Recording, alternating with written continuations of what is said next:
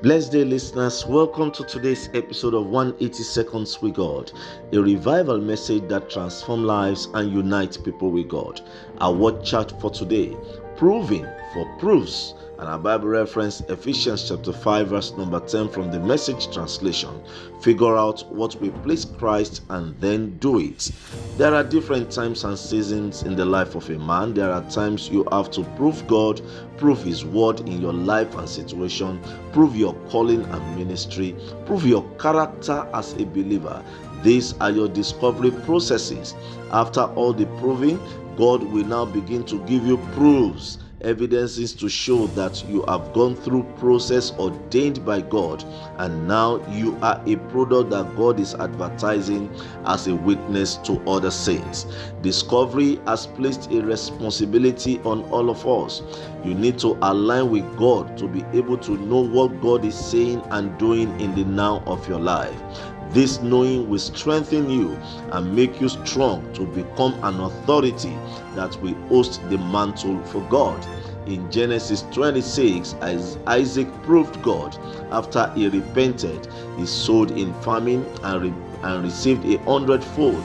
He also proved to God that he can preserve the wealth he gives to his children. God gave Isaac proofs, and Isaac became very great. He discovered his Rehoboth and became a great example of what God can do in the life of a man. Joseph, in the book of Genesis 39 to 41, also proved God when he went through his trials of faith. He refused to commit sin and he stayed righteous and focused. God gave him proofs at every point. He brought prosperity for his masters, and at the age of 30, he became prime minister in Egypt. He saved Egypt from famine, and throughout his 80 years in the palace, there was no situation he couldn't control.